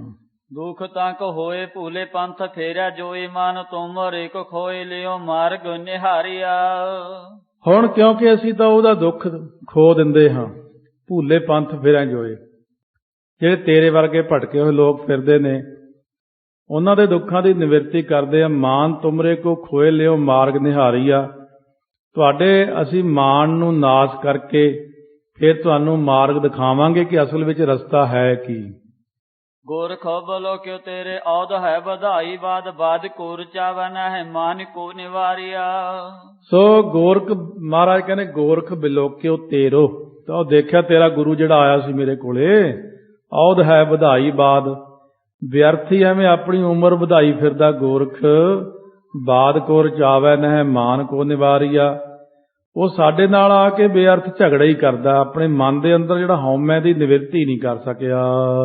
ਹੋ ਜੋ ਨਿਜ ਗਿਆਨ ਕੈਸੇ ਦੇਹੋ ਗਾਤੇ ਆਨ ਦੰਭ ਧਾਰੇ ਸਨਮਾਨ ਹਿਤ ਲੋਕ ਨ ਭੁਲਾਰੀਆ। ਕਹਿਣ ਲੱਗੇ ਖੋਇਓ ਨਿਜ ਗਿਆਨ, ਤੁਸੀਂ ਜਿਹੜਾ ਆਪਣਾ ਗਿਆਨ ਹੈ ਨਾ ਉਹਨੂੰ ਤਾਂ ਖੋਈ ਬੈਠੇ ਹੋ। ਗਿਆਨ ਨਹੀਂ ਸੀ ਸਿੱਧਾਂ ਨੂੰ, ਗਿਆਨ ਇੱਕ ਵੱਖਰੀ ਗੱਲ ਹੈ, ਸ਼ਕਤੀਆਂ ਪ੍ਰਾਪਤ ਕਰ ਲੈਣੀਆਂ ਇੱਕ ਅਲੱਗ ਗੱਲ ਹੈ, ਗਿਆਨਵਾਨ ਹੋਣਾ ਵੱਖਰਾ ਹੈ। ਭੂਲ ਗਇਓ ਅਗਿਆਨ ਤੇ ਆਪਣੋ ਆਤਮ ਰੂਪ, ਆਪਣਾ ਆਤਮਿਕ ਰੂਪ ਪਹਿਚਾਨਣਾ ਹੀ ਗਿਆਨ ਹੁੰਦਾ। ਤਾਹੀ ਕੋ ਫਿਰ ਜਾਣਵੋ ਗਿਆਨ ਕਹਿਤ ਕਾ ਭੂਪ।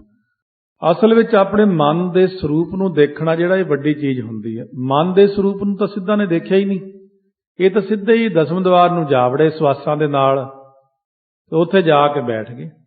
ਜਿਹਦੇ ਕੋਈ ਯੂਨੀਵਰਸਿਟੀ ਦੇ ਵਿੱਚ ਵਿਦਿਆਰਥੀ ਤਾਂ ਐਡਮਿਸ਼ਨ ਲੈ ਕੇ ਪੜ੍ਹਨ ਜਾਂਦੇ ਹੋਣ, ਕਈ ਬੰਦੇ ਉਦਾਂ ਹੀ ਗੇੜੇ ਲਾਈ ਜਾਂਦੇ ਹੋਣ, ਗਏ ਆ ਗਏ, ਉਹਨੂੰ ਕੋਈ ਡਿਗਰੀ ਨਹੀਂ ਮਿਲਦੀ ਉੱਥੇ, ਉਹੀ ਸੈਰ ਕਰਨ ਜਾਣਾ ਵੱਖਰੀ ਗੱਲ ਹੈ। ਇਹ ਤਾਂ ਉਦਾਂ ਹੀ ਬਿਨਾਂ ਹੀ ਕਿਸੇ ਗੱਲ ਤੋਂ ਸਵਾਸਾਂ ਦੇ ਨਾਲ ਪਹੁੰਚ ਗਏ। ਹੁਣ ਸਵਾਸਾਂ ਨਾਲ ਉੱਥੇ ਪਹੁੰਚ ਕੇ ਪ੍ਰਾਪਤੀ ਨਹੀਂ ਹੋਈ, ਕਿਉਂਕਿ ਸਹੀ ਢੰਗ ਨਾਲ ਨਹੀਂ ਚੱਲੇ, ਉਹ ਕਾਨੂੰਨਨ ਤੌਰ ਤੇ ਨਹੀਂ ਗਏ। ਸਵਾਸਾਂ ਦੇ ਨਾਲ ਠੀਕ ਹੈ ਕਿ ਪਾਉਣ ਨੂੰ ਰੋਕ ਕੇ ਉਹਨਾਂ ਨੇ ਸਾਰੇ ਚੱਕਰ ਵਿੰਨ ਕੇ ਦਸਮ ਦੁਆਰ ਤੱਕ ਗਏ ਨੇ, ਯੋਗਾਨੰਦ ਵੀ ਪ੍ਰਾਪਤ ਕਰ ਲਏ। ਯੋਗਾਨੰਦ ਵਿੱਚ ਗਿਆਨ ਨਹੀਂ ਆਉਂਦਾ ਪੂਰਨ, ਅੰਤਰਜਾਮਤਾ ਜਿਹੜੀ ਕਹਿੰਦੇ ਆਪਾਂ ਨਾ, ਇਹ 18 ਰਿੱਧੀਆਂ ਸਿੱਧੀਆਂ ਵਿੱਚ ਆ ਜਾਂਦੀ ਹੈ। ਅੰਤਰਜਾਮਤਾ ਕੋਈ ਖਾਸ ਗੱਲ ਨਹੀਂ ਹੁੰਦੀ, 18 ਸਿੱਧੀਆਂ ਵਿੱਚ ਹੈ ਇਹ। ਇੱਥੋਂ ਇੱਕ ਹੁੰਦੀ ਦੂਰਗਾਮੀ ਸਿੱਧੀ, ਇੱਥੋਂ ਬੈਠੇ ਕਿਤੇ ਵਰਲਡ ਵਿੱਚ ਕੋਈ ਵੀ ਗੱਲ ਕਰ ਰਿਹਾ, ਇੱਥੋਂ ਬੈਠੇ ਆਪਾਂ ਸੁਣ ਸਕਦੇ ਹਾਂ, ਦੂਰਗਾਮੀ।